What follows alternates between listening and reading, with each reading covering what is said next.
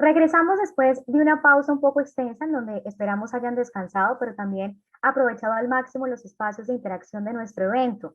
Ahora sí, sin más preámbulo, presentamos el keynote Humanización en la atención del paciente a través de la tecnología e innovación.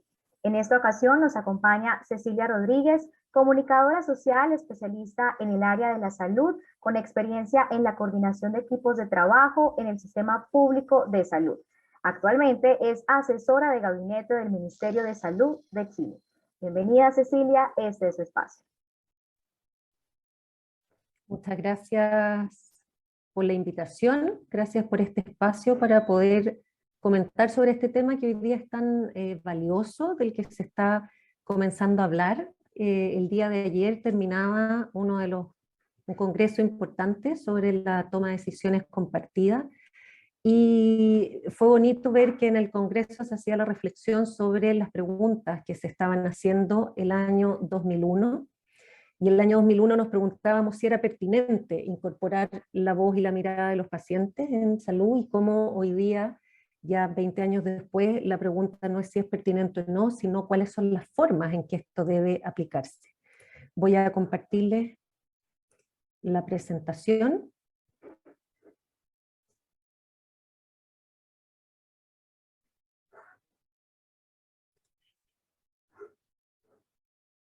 Lo primero entonces, ahora que vamos a hablar de humanización de la salud, quisiera antes de comenzar poder hacer el disclosure. Para esta presentación yo no he recibido ningún tipo de pago o algún tipo de transferencia de valor, y la presentación no ha sido revisada ni modificada porque nos organizan esta conferencia. Entonces, una primera pregunta que debiésemos hacernos cuando hablamos de humanización en salud es: ¿de qué hablamos cuando hablamos de humanización? Y como es un concepto que, si bien llevamos tiempo en salud trabajando y desarrollando, pasa algo curioso, que en el fondo cuando hablamos de humanización, en general pensamos que estamos hablando solamente del buen trato.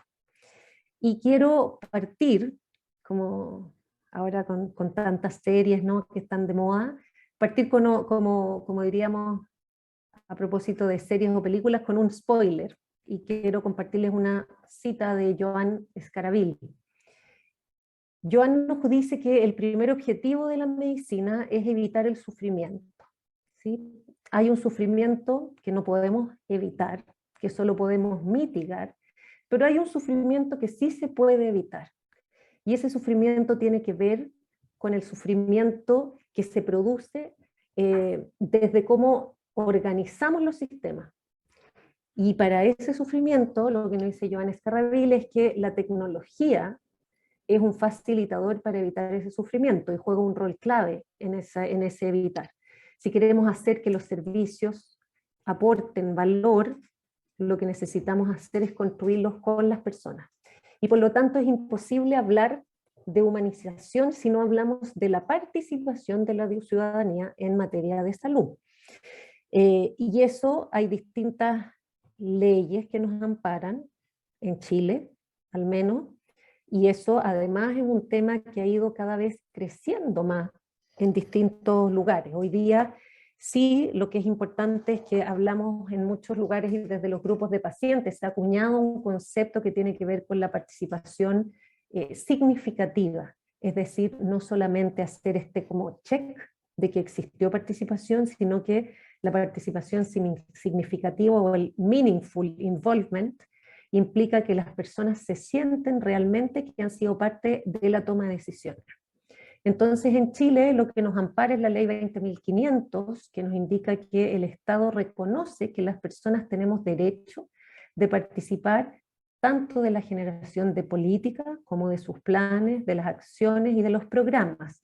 Y esto significa no solo participar del diseño, sino que también participar del seguimiento de lo que ocurre con esas políticas. Esto aplica para cualquier organismo del Estado, pero cuando hablamos de salud, también ahí hay conceptos importantes que necesitamos distinguir. En salud, cuando hablamos de participación, y por lo tanto, cuando hablamos de humanización, tenemos que entender que la participación es un eje fundamental también de los determinantes sociales de la salud. O sea, la participación no solo tiene que ver con cómo organizo sistemas o diseño sistemas, sino que también tiene que ver, cuando fomento la participación, con generar espacios más saludables, ¿sí? Y por lo tanto aquí hay varias aristas que cuidar. Entonces, cuando hablamos de participación ciudadana en salud, significa que hago parte a la ciudadanía en la toma de decisiones que afectan a su salud. No solo entonces hablamos de cómo diseñamos sistemas, sino que también hablamos de las decisiones que van a afectar su estado de salud. ¿Cómo entonces hago parte a la ciudadanía en las decisiones que afectan su estado de salud? Y también cómo hago parte a la ciudadanía de las decisiones que afectan los servicios que van a cuidar de su salud. Y de aquí, en la organización, al menos en Chile, entonces, tenemos cómo se trabaja la participación y la humanización en salud desde los servicios de salud y también desde las Ceremis de salud. En la Ceremi entendiendo que tienen un rol más relevante desde lo preventivo y la promoción, y los servicios que tienen un rol, por cierto, también en lo preventivo, pero también en el diseño y en la mejora de la organización del sistema. Entonces, cuando hablamos de salud, hablamos que las personas necesitamos ser parte de la toma de decisiones, de la implementación de esas decisiones, de la evaluación y seguimiento, pero sobre todo, y esta es una arista que es muy relevante y que en general queda en el olvido, en la definición de cuál es el problema. Y aquí me quiero detener unos minutos porque cuando hablamos de humanización de la salud, muchas veces también hablamos de este concepto que se ha acuñado y se ha usado mucho en los últimos años, que es la salud centrada en las personas o centrada en el paciente. Ahora, ese concepto ha estado bajo fuerte cuestionamiento en los últimos años, no por el concepto en sí mismo, sino finalmente por el uso que se le ha dado, que tiene alguna connotación también, no abandonado en el fondo el paradigma paternalista de la salud, porque de alguna manera es como quien se centra en la persona es una buena persona, como que ponemos no en las personas que requieren de la atención, sino en quien lo van a otorgar, ponemos ciertos valores, como soy buena persona, pero centro en el paciente, centro en la persona, pero de alguna manera, incluso como lo graficamos, poniendo a la persona al centro y todo el sistema alrededor, lo que ha ocurrido es que la ciudadanía, las pacientes siguen sintiendo que esa centralidad en las personas tiene que ver con algo posterior a la definición del problema, es decir, hay un alguien que define cuáles son mis problemas sin preguntarme, y desde ahí a veces se me invita a participar de la toma de decisiones, pero la definición del problema en sí es algo que debemos hacer parte a las personas. Aquí algunos de ustedes tal vez alguna vez me han escuchado, pero esto lo vemos fuertemente y cómo está cambiando el paradigma en algunas series de televisión, lo hemos conversado, ¿cierto? Doctor House pone el problema en la persona, es decir, cómo yo reviso sus células, sus exámenes, su sangre, sus órganos, y ahí defino. Y esta nueva serie que habla de un médico en Nueva York y cuenta la historia de su vida en torno a la atención, define el problema como qué es lo que te importa, qué es lo que te preocupa, cómo yo puedo ayudarte. Y ese cómo yo puedo ayudarte es una pregunta clara que tiene que ver con esta definición del problema. Cuando yo te pregunto cuál es el problema, cuál es tu problema, cómo yo puedo ayudarte, lo que estoy haciendo es que la ciudadanía o los pacientes puedan relevar qué es aquello en lo cual debemos tomar las decisiones y no hacer esta definición a priori. Entonces este concepto de definir colectivamente el problema, aunque suena trivial, es probablemente donde en general los sistemas nos caemos y donde más nos cuesta entonces cambiar en el fondo un paradigma más antiguo del cuidado por este de la salud que hoy día se le está llamando, y lo vamos a ver, colaborativa. Entonces aquí hay una pregunta importante. Los movimientos en general de ciudadanos, de pacientes, están abogando para que se escuche, es decir, cuando quiero levantar y relevar cuáles son los problemas, no asumas este rol empático de ponerte en mi lugar, sino simplemente pregúntame. Y ese es algo clave, una habilidad además que hay que desarrollar de cómo preguntamos, y ahí las tecnologías juegan un rol bien clave, porque cuando pensamos hoy día en hablar con toda la ciudadanía, si no pensamos en esta conversación mediada por tecnología, es bien difícil que sepamos cómo podemos ir uno a uno a preguntar. Entonces, ¿qué puede hacer ahí la tecnología por nosotros? Entonces, cuando hablamos de humanizar, hablamos de participar. ¿Y humanizar en qué ámbitos? Primero, en un ámbito que es más bien individual y que tiene que ver con las decisiones compartidas. Y que tiene que ver con hacer parte a cada persona de su propio estado de salud y de cómo quiere, cuáles son las alternativas para que ese estado de salud se vea modificado, mejorado, por ejemplo, etc. Aquí creemos al debe con el rol que puede cumplir la tecnología. Llevamos muchos años conversando sobre cómo se integran los sistemas, cómo conversan entre ellos, pero todavía seguimos sin tener algo que es clave. En el programa de nuestro actual gobierno, ¿cierto? Esto tiene un concepto que es la soberanía de datos de las personas en materia de salud, y ahí estamos aún al debe. Para que pueda ocurrir un proceso de decisión compartida necesitamos las personas tener el poder sobre nuestros datos. Y eso significa tener a la mano mi data de salud y no tener que depender de las distintas instituciones y de los distintos registros clínicos y de la voluntad de la entrega para yo poder contar con esa data. Eso por una parte. El segundo nivel tiene que ver con el diseño y el codiseño de los servicios, es decir, cómo trabajamos para que las personas con pertinencia cultural, territorial, puedan participar del codiseño de servicios. Hoy día esto es algo que los equipos lo hacen ver de manera muy sentida, ¿cierto? Las metas que se ponen hacia los distintos servicios, etcétera, son definidas de una forma más bien centralizada. Esto es algo que estamos comenzando a trabajar y que es necesario que los distintos territorios puedan ir definiendo cuáles son los problemas y por lo tanto cuáles son las respuestas que pueden brindar una solución real y más efectiva hacia esos problemas. Esto necesitamos trabajarlo ciertamente en colaboración con la comunidad. Un tercer nivel donde necesitamos entonces generar esta humanización es en la elaboración de las políticas. ¿Qué nos preocupa, qué nos ocupa? Y aquí, como les decía, hoy día lo hemos visto a propósito de otras consultas que se han hecho, ¿cierto? Que se puede utilizar la tecnología y hacer un muy buen uso de esta para levantar las distintas problemáticas, para levantar no solo los problemas, sino también las ideas y soluciones que la ciudadanía quiere plantear. Entonces hoy día también en materia de políticas de salud podemos tener un levantamiento gracias al desarrollo tecnológico de buenas preguntas, de buena sistematización de conversaciones, etcétera. Eso es clave. Y el último nivel donde necesitamos entonces incorporar a las personas y humanizar así la salud, entendiendo que humanizar no es solo hablar de cómo tratamos a las personas, sino que efectivamente el giro de todo lo que se hace en materia de salud tenga que ver con las personas, es el área de la investigación.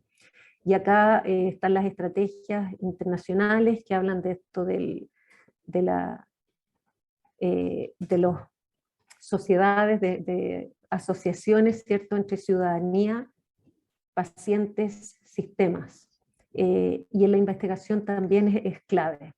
Hemos podido conversar siempre con distintos profesionales que se dedican a este ámbito de la investigación y es bien interesante el ver cómo hasta hace pocos años los objetivos que se planteaban para ciertas intervenciones de salud no necesariamente estaban en consonancia con que las personas que vivían ese problema de salud sentían que era una solución adecuada para sus problemas. Entonces también necesitamos en materia de investigación poder conversar y consensuar e humanizar los outcomes. Y aquí algunas cosas claves que uno puede empezar a trabajar es la participación de ciudadanía al menos, ¿cierto?, en los comités de ética, de manera que toda investigación tenga este elemento que tiene que ver con la sensibilidad, las necesidades, las percepciones, los valores, etcétera, y lo que la ciudadanía o pacientes que viven ese problema de salud están necesitando. Entonces, como hablábamos hace unos minutos, hoy día se habla mucho más de una salud colaborativa. Y ese modelo tiene desafíos, porque ciertamente cuando hablamos de salud colaborativa no necesariamente tenemos ya una articulación común de lo que esto significa. Entonces, cuando estamos pensando en una salud colaborativa necesitamos conversar y articular qué significa y qué implica esto para cada una de las distintas partes. Entonces, hoy día, de alguna manera, se esperan como resultados más rápidos, más inmediatos, pero esto es un cambio que no es solo de las acciones que hacemos, sino que es de las comprensiones que tenemos. Entonces, un cambio mucho más sistémico en el que necesitamos trabajar no solo para una salud colaborativa, sino que se necesita trabajar colaborativamente para construir este espacio que en otros lugares se le está llamando de esta manera. Pero ese es el gran desafío que tenemos, que no solo estamos cambiando formas, sino que estamos cambiando fondos, paradigmas, nociones mucho más profundas. De hecho, si pensamos hoy en día, por ejemplo, cuando hablamos de autonomía de las personas, muchas veces la autonomía está supeditada a tener ciertas firmas de estas personas sobre la comprensión de ciertos procedimientos. Necesitamos avanzar hacia una autonomía mucho más profunda que eso. Cuando pensamos, por ejemplo, en calidad de la atención, seguridad de la atención, muchas veces pensamos desde los propios protocolos que el sistema tiene, sin incorporar la mirada de qué significa calidad, qué significa seguridad para las propias personas, que siempre puede tener un matiz distinto de lo que el propio sistema está pensando. Entonces ese es un desafío no menor, y que ahí en el fondo el rol de la tecnología, que es de lo que estamos llamados a hablar hoy día, tiene que no solo cambiar las formas, o sea, no es solo que el proceso sea tecnologizado, eso es lo clave, sino que los procesos sean distintos. Si la tecnología viene a tecnologizar, a poner en digital, por ejemplo, procesos tal cual hoy día existen, no estamos generando el cambio profundo, este cambio sistémico que se requiere para la construcción de una salud colaborativa. La salud colaborativa requiere, entre otras cosas, por ejemplo, reordenar y resignificar el poder. Cuando hablamos de empoderamiento en salud y por lo tanto cuando hablamos de humanización de la salud, tenemos que hablar de poder. ¿Quién tiene el poder? ¿Cuánto se cede el poder? ¿Y cómo se gestiona el poder en salud? Esa es una conversación de la que no podemos escapar si lo que estamos buscando es generar un espacio distinto donde las personas puedan tomar un rol, o como hoy se le llama en el fondo los procesos de empoderamiento. Entonces eso es bien clave. Otro tema clave y que post pandemia es aún más fundamental y donde las tecnologías también pueden jugar un rol, es que la participación y por lo tanto la humanización permite avanzar en materia de equidad en salud. Cuando las personas que hoy día viven en sectores de mayor ruralidad, cuando las personas que hoy día viven en sectores con mayor aislamiento, también en lo que significa el desarrollo tecnológico, no solo estamos abriendo una brecha en materia de tecnología, ¿sí?, en materia de sistemas, sino que estamos generando que esas personas participen menos del sistema, puedan ser menos parte de esta toma de decisiones en los distintos niveles. y eso genera grandes barreras y grandes inequidades en salud, que es, después de la pandemia, aprendimos, después de la pandemia, después durante, ¿sí? Seguimos en pandemia, pero necesitamos entender que esto que la pandemia nos mostró tan descarnadamente de las inequidades en salud, y cómo los resultados entonces terminan siendo distintos, necesitamos trabajar en esto también. Por lo tanto, la participación no es solo algo, la participación y la humanización no es solo algo que debiese estar como bien visto, no es solo algo anexo, sino que empieza a ser algo que está en el corazón de una buena gobernanza en materia de salud.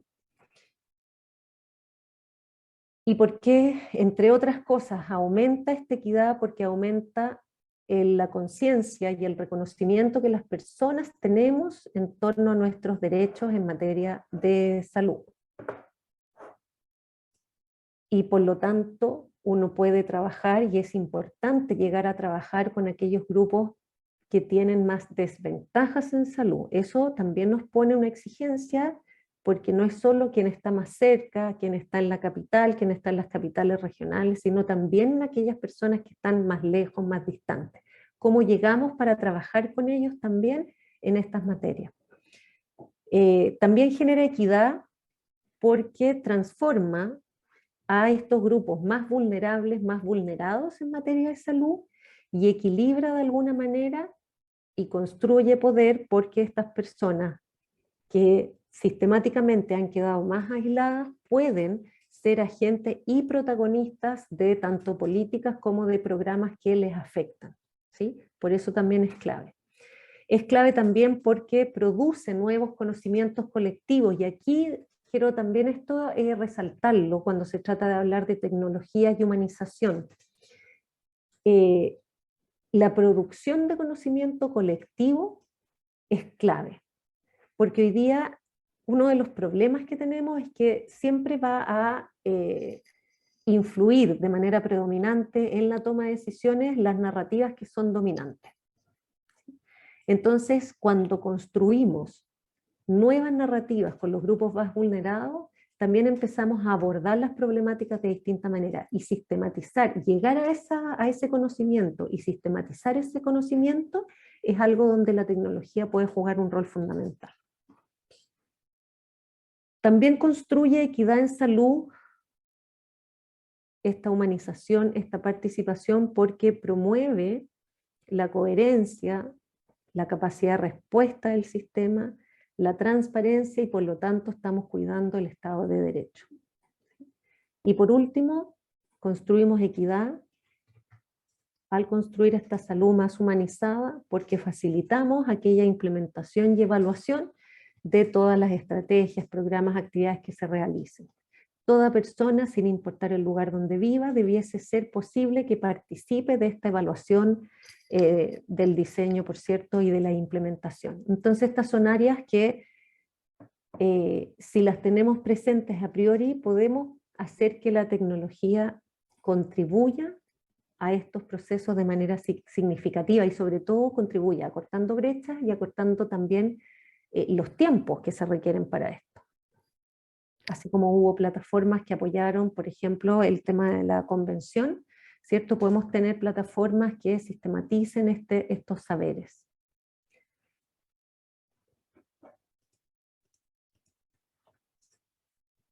Ahora, ¿cuál es el riesgo de no hacer este giro? De no tener no avanzar hacia una mayor humanización en salud. Y sobre todo, ¿cuál es el riesgo de que tengamos lo que les comentaba al principio, esta evaluación, esta percepción de la ciudadanía de que hoy día la participación y por lo tanto la humanización ha perdido valor? Y por eso se le agrega este apellido de participación significativa. ¿Cuál es el riesgo de hacer una participación que no humanice efectivamente, es decir, que no se considere a la persona como parte de estos procesos? Limita primero las oportunidades de que efectivamente esta participación y esta humanización sea un factor diferencial a la hora de trabajar la equidad en salud. Y eso es clave. impide que detectemos necesidades específicas de grupos que son sistemáticamente más vulnerados en distintas materias. Sesga las decisiones que se toman en materia de política pública en favor de aquellos que más voz tienen. Desestima el conocimiento que tienen las poblaciones sobre sus propias necesidades. Y eso es un dolor muy sentido, porque es invisibilizar en el fondo a las poblaciones. Excluye a los grupos más desventajados. Hace que se basen las decisiones en el conocimiento ya disponible, pero no se genera nuevo conocimiento. ¿Sí? No coordina las visiones, las acciones de los diferentes actores, y eso hace que se afecte la coherencia y la eficacia de las distintas intervenciones. Y por cierto, y algo que es clave, es que afecta porque implica menos mecanismos de control público. Y esto lo hemos visto, ¿cierto? Hay leyes que han diseñado sistemas de participación que permiten un mejor control social. Y debiésemos aspirar a que toda ley, todo programa pueda tener sistemas de control y de rendición de cuentas que sean efectivos.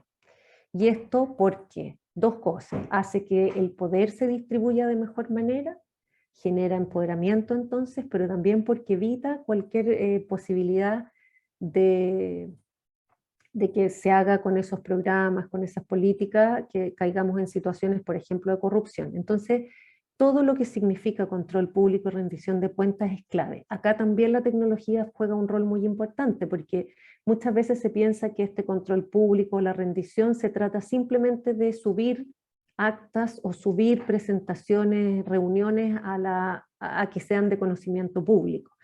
Pero no se trata solo de eso, porque las personas, la ciudadanía, no dispone de los tiempos necesarios para revivir reuniones, revisar, sino que se tienen que generar mecanismos que sean ágiles y rápidos, que permitan el control y una mejor rendición de cuentas. Y esto en salud es fundamental. Por último, quiero compartir algunos desafíos, ¿sí? Y esto comparto dos desafíos que el programa de gobierno se puso en materia de humanización de la salud, y que los pueden encontrar en el programa de gobierno. Por una parte, está el mejorar los mecanismos de participación, ¿sí? De manera que la incidencia ciudadana sea mayor en las definiciones estratégicas que realiza el sistema. Y esto nos significa, es un gran desafío, pero que tiene varios componentes. Se requiere que toda organización de salud adopte una cultura participativa, que eso permita incluir a la población en las distintas etapas del proceso: diagnóstico, diseño, planificación, implementación, seguimiento, etc. También significa poder establecer asociaciones con otros sectores, donde exista intercambio, y aquí también creo que como país estamos bien al debe. Durante años se ha sostenido la conversación de integración, de registros que se conectan, y seguimos como esperando que se norme de alguna manera, y seguimos sin que quienes llevan el control de esto puedan tomar la iniciativa y puedan entonces establecer mecanismos claros para que esto ocurra, ¿sí? Eso es fundamental. Y por último, para que este desafío podamos llevarlo adelante, necesitamos desarrollar una cultura de evaluación para la participación, ¿sí? No solo ya tener indicadores que den cuenta de la participación, sino que se evalúe la calidad de la participación. Eso nos va a permitir decir si estamos humanizando o no los sistemas, ¿sí? No solo que la gente, o sea, que tengamos esto como hablamos en los sistemas, en las distintas instituciones, no solo tener medios verificadores, sino que medir la profundidad y la intensidad. Y esto nos va a llevar a el segundo desafío que está en el programa de gobierno, que es poder crear este Consejo Nacional de Salud que cuente con la participación de no solo instituciones y funcionarios, sino también de usuarios y usuarias de la salud. Entonces, este es un camino que va a significar que tanto la institucionalidad se transforme hacia esta cultura participativa, pero también requiere que la ciudadanía y los usuarios vayan adquiriendo habilidades que les permitan hacerse parte, no solo para poder abogar por necesidades particulares, sino abogar por un sistema sanitario más integrado, más humanizado y que dé respuesta a las necesidades de la ciudadanía. Como les decía, ¿dónde está la tecnología en todo esto? En todas las partes del proceso, porque hoy día necesitamos un registro que se comparta, data integrada, no podemos seguir esperando que esa promesa siga sin ocurrir. Eso permite tomar decisiones ajustadas a las realidades de los territorios, que hoy día no está disponible de manera integrada, ¿cierto? Depende finalmente de la voluntad, y entonces encaminarnos hacia esta nueva redistribución del poder que permite esta humanización. Solo recordar que la ciudadanía entonces es un pilar clave, fundamental, para la construcción y el fortalecimiento de un sistema universal de salud. Y eso entonces no es solo cuando hablamos de humanizar, hablamos de esto. Hay una cita del doctor Tedros que él dice que tenemos que recordar que necesitamos construir sistemas que den respuesta a las personas a quienes el sistema le pertenece, que son los usuarios y usuarias de la salud. De eso hablamos cuando hablamos de humanizar, no solo de tratar de una manera distinta, sino que de abordar desde las necesidades de las personas. Así es que tenemos un gran desafío por delante y necesitamos que todas aquellas que desarrollan elementos tecnológicos de cara a la salud, también estemos mirando desde esta sintonía la humanización. Así es que eso era lo que quería contarles el día de hoy.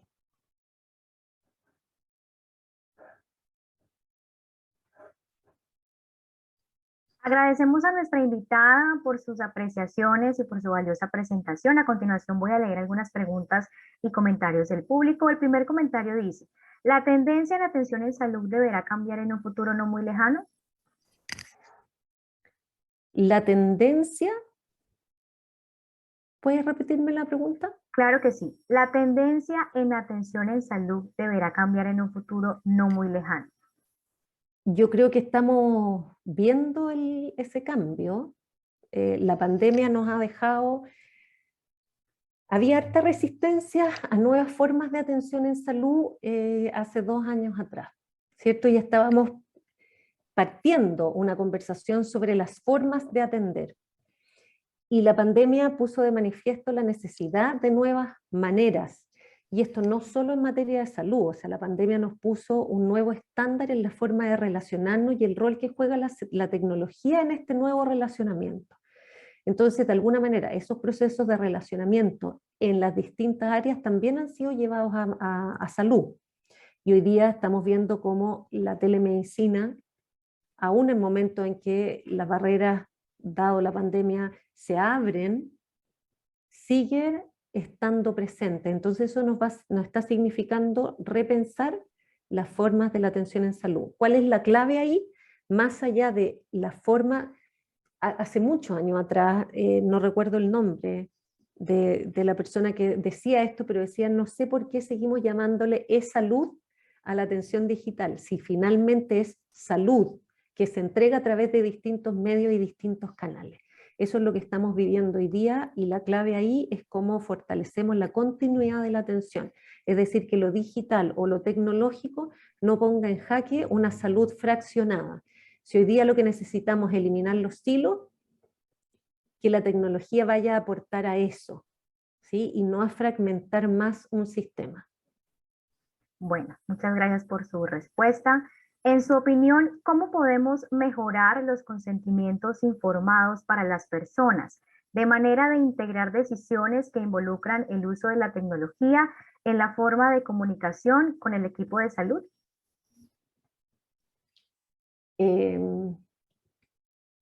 ¿Cómo podemos? Estoy toda cada pregunta de nuevo. Tranquila, ¿cómo podemos mejorar los consentimientos informados para las personas de manera de integrar decisiones que involucren el uso de la tecnología en la forma de comunicación con el equipo de salud. Sí, ahí lo que estábamos hablando hace unos minutos del tema de seguridad, calidad y seguridad de la atención, ¿cierto? El consentimiento, como toda herramienta, puede ser mirada desde distintos focos. Uno es como resguardarme de la atención que voy a brindar, cuidar aspectos más bien legales de la atención que voy a brindar. Y otro tiene que ver con involucrar al otro en el proceso de atención. Entonces hoy día los consentimientos no solo en materia de atención, sino también los consentimientos en temas de investigación en salud, son consentimientos largos, extensos, que finalmente creo que sería bien valioso que midiéramos cuántos de esos consentimientos se firman porque mi sensación es que necesito la atención, por lo tanto voy a firmar todos aquellos papeles que me pongan adelante, y cuántos de esos consentimientos realmente se comprenden, se analizan y tomo una decisión informada a partir de eso. ¿Sí? Porque además el consentimiento va a decir, yo le voy a hacer tal cosa. No hay, en general, lo que vemos hasta ahora es que no hay consentimientos que nos permitan mirar y decir, bueno, tengo tales opciones, dada mi situación, mi calidad de vida, lo que yo espero, aquello que realizo, mi forma de vida, la que a mí mejor me acomoda, entendiendo los riesgos, los beneficios, es esta. Sino que hoy día me dicen, este es el procedimiento que voy a efectuar, ¿está usted de acuerdo o no? Entonces necesitamos avanzar hacia consentimientos que sean comprendidos por la ciudadanía, el lenguaje ciudadano, y que además permitan el tomar efectivamente una decisión, no solo donde me informen de un procedimiento, sino donde yo pueda decir, esta es la variedad de caminos que puedo seguir, estos son los riesgos que tiene cada uno, estos son los beneficios, y por lo tanto, dada mi vivencia, tomo esta decisión. Ahí tenemos un camino importante. Solo para recordar, en la encuesta nacional de salud, tanto las personas con diabetes como hipertensión, era alrededor del 70% que decía que sentía que participaba muy poco o nada de la decisión de su tratamiento, por ejemplo. Entonces ahí tenemos un camino importante. Bueno, nuevamente gracias a nuestra panelista por brindarnos este espacio de conocimiento. Esperamos volver a tenerla en estos escenarios académicos. Muchas gracias. Muchas gracias a ti, Luisa, que estés muy bien.